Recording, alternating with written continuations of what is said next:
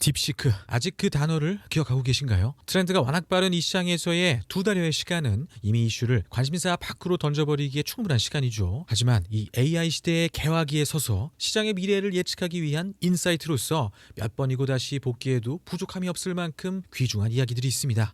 기술의 관점에서도 매우 중요한 이야기들이 있죠. MOE를 비롯해 희소추론과 로라, 양자화와 지식증류까지. 우선 오늘 시간에는 이 이름들을 복귀하는 수준에서 넘어가도록 하고 주목해볼 부분은 이러한 기술의 진보가 가져올 시장의 영향에 대한 부분이겠죠. 다음과 같은 두 번째 포인트를 함께 살펴보면 좋을 것 같습니다. 딥시크 사태가 남긴 많은 이야기들 중 많은 전문가들이 거론하는 대표적인 인사이트 중 하나가 바로 AI 생태계의 진화 방향에 대한 것인데요. 최후의 승자가 된 소수의 기업들의 거대 모델에 의해 시장 생태계가 정립될 것이라는 시나리오에서 수많은 기업들이 만든 또 각기 다른 특장점을 가진 소규모 전문화된 모델들이 상황에 따라 선택, 조합되어 활용되는 방식으로 이 AI 생태계가 분화, 발전, 또 고도화되어 갈 것이라는 것. 여러분들도 이러한 생각에 동의하시나요? 물론 앞으로 이 시대가 어떤 모습으로 이어져 나갈지 사실 아무도 모르는 일이지만 적어도 시장은 지금 다음과 같은 두 가지 특징적인 변화를 몸소 체감하는 중입니다. 이 두 가지 변화가 시장에 만들어낼 모멘텀, 훈련에서 추론으로 오늘 이야기는 바로 이 지점에서 시작됩니다.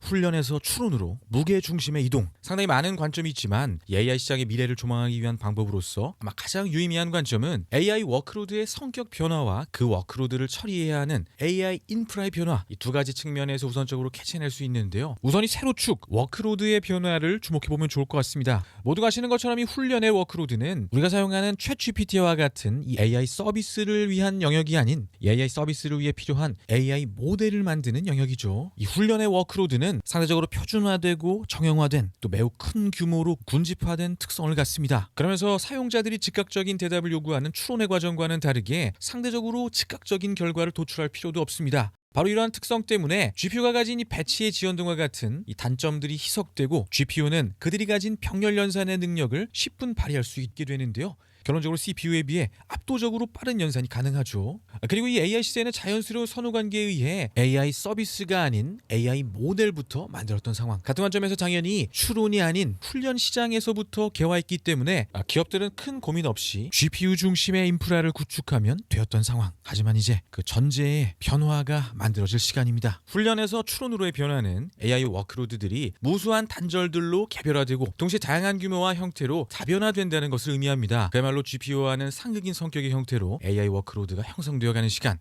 그리고 여기에 더해 소형화, 다변화되어가는 모델단에서의 변화 흐름 역시 이러한 흐름을 더욱 가속시키게 됩니다. 소수의 대형 모델이 아닌 다수의 중소형 모델들로 생태계가 다변화되어가는 시간 동안 이제 하이퍼스케일러들의 인프라 구축의 제1목표는 규모와 연산 능력의 확보에서 다변화된 워크로드에 얼마나 효율적으로 대응할 수 있는지 최적화를 해낼 수 있는가 하는 부분으로 옮겨가겠죠. 그리고 이와 같은 흐름 속에서 CPU가 그 장점을 발휘할 시간이 찾아오고 있다는 것인데요. 이러한 흐름 속에 CPU 제조사들도 함께 반격의 준비를 갖추고 있습니다.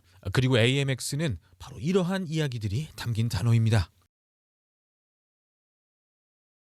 엔비디아의 GPU 코어 내에 AI 처리를 위한 전용 유닛 텐서 코어가 있는 것처럼 AMX는 이 CPU에서 이 행렬 연산을 따로 처리하는 AI 가속기라고 생각하면 쉬운데요. 정확히는 인텔 CPU에 들어있는 AI 연산용 명령어 셋 그리고 함께 추가된 설계들을 통칭하는 단어입니다. 인텔은 2023년 사파이어 레피즈의 시대부터 이 AMX를 코어 안에 내장하기 시작했는데요. 제온3와 제온4 이 사파이어 레피즈 사이에 일어났던 비약적인 딥러닝 성능의 증대가 보이시나요? 그런데 이미 GPU가 있는데 구태여 CPU가 AI 워크로드를 처리할 필요가 있냐, 이런 생각이 드시는 분들도 계시죠. 여기가 핵심인데요. 우선 GPU까지 정보를 보내지 않아도 돼서 훨씬 더 빠르고 훨씬 더 적은 전력으로 연산을 처리할 수 있습니다. 그리고 무엇보다 중요한 것은 이제 한 대에 4만 불을 호가하는 금처럼 귀한 GPU의 운영 효율이 함께 증가하게 되죠. 여기 무엇보다 이제 더 적은 비용으로 인프라를 구축할 수 있게 되기 때문에 결론적으로 인프라의 성능 자체도 향상이 되고 고정비는 물론 변동비까지 세이브할 수 있다는 것. 하지만 한 가지 의문이 있습니다. 현재 이 CPU 내의 가속기 성능은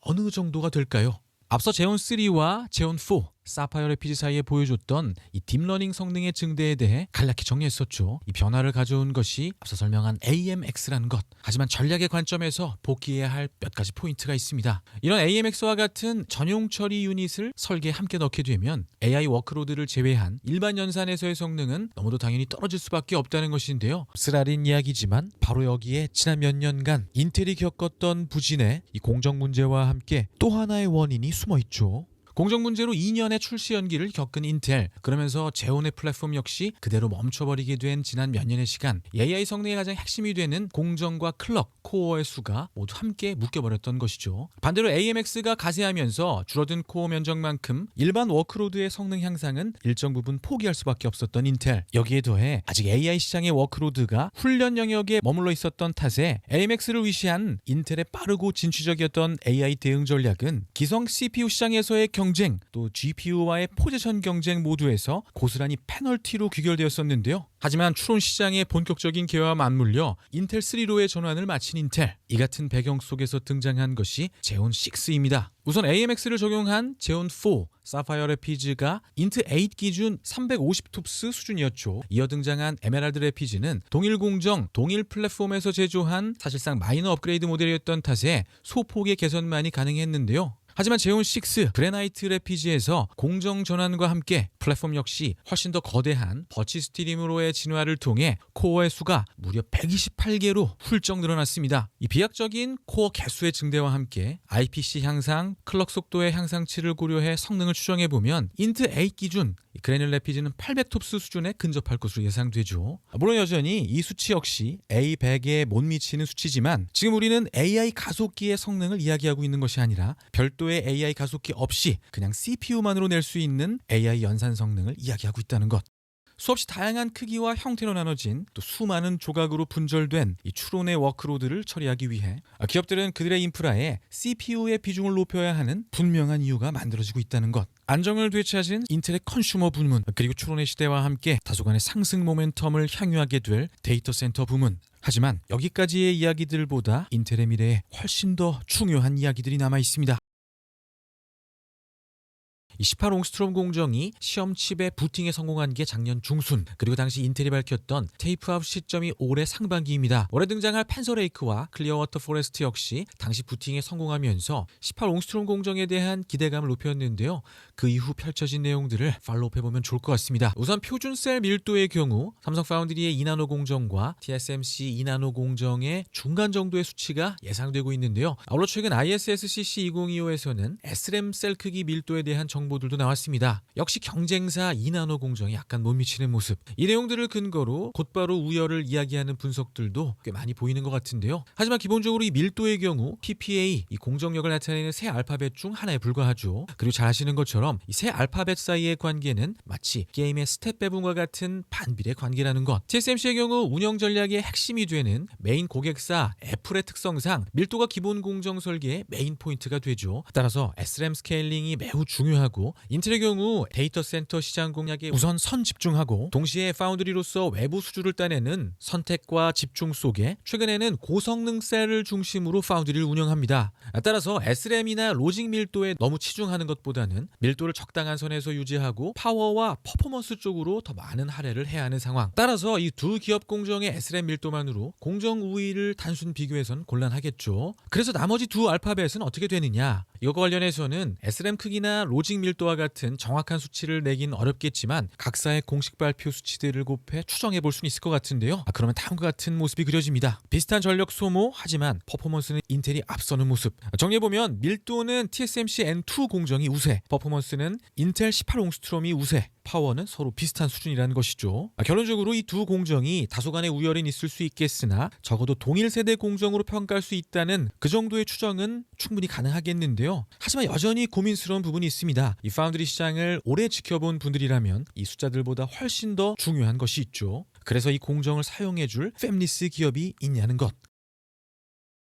우선 파트너사가 있다는 것을 양산 계약을 맺었다는 것과는 구분해야겠죠. 하지만 여기엔 두 가지 포인트가 있습니다. 첫 번째는 이 파트너사들의 무게감, 그리고 두 번째는 이 파트너십의 무게감인데요. 혹시 모르니 한번 테스트 정도 해보는 그런 상황이 아니라는 것이 포인트입니다. 여기서 우선 등장할 단어, 사실 아주 많은 이야기들이 있지만 트럼프의 생각은 아주 명확합니다. 미국에서 생산을 하라는 것이죠. 반도체로 스코프를 좁혀 정리해보면 TSMC의 경우 바이든 정권의 칩스법에 의해 미국 투자를 결정하면서도 미국 내에서는 엄격히 차선단 공정만을 운영하는 방침을 고수했는데 결국 1,000억 달러 추가 투자와 2나노 공정을 한꺼번에 미국 본토로 가져오고 있는 모습. 하지만 핵심은 그 너머에 있는데요. 여기서 핵심은 이러한 추가 투자가 진행되더라도 이 TSMC의 미국 내 2나노 공정 양산은 2028년 정도가 될 것으로 보인다는 것. 만약 사활을 걸고 당기더라도 2027년이 됩니다. 그리고 그 이야기는 삼성 파운드리의 미국 생산량 일부를 제외하면 미국 내 2나노 공정 수요는 대부분 인텔이 가져갈 수 있는 시나리오가 만들어지는데요. 최근 인텔의 최선단 팹의 착공이 연기되었다는 소식이 인텔 18옹스트롬 공정 자체가 연기된 것처럼 해설되는 경우가 있지만 18옹스트롬 공정은 이미 완공이 된 이 챈들러의 팹에서 이미 가동에 들어간 상황이라는 점도 함께 정리해볼 포인트인데요. 인텔에게 주어진 2년의 골든타임. 물론 향후 반도체 관련 트럼프 행정부의 관세 부과가 실제로 실행이 될지 아직은 아무도 모를 일이지만 다만 인텔의 미래가 달린 이 파운드리 분야와 관련해 이 고객사 유치라는 이 마지막 관문과 관련해 몇 가지 가능성이 만들어지고 있다는 것인데요. 트럼프 2기의 출범, 반도체 시장에 만들어지고 있는 변수들, 그리고 AI 반도체 시장에 미칠 영향들이 정리되시나요? 제온6 출시 즈음 정리해본 AI 시대 CPU의 위상 변화와 18옹스트롬 그리고 한 기업의 리바운딩 과정에 대한 기록들, 이상 가제서울이었습니다.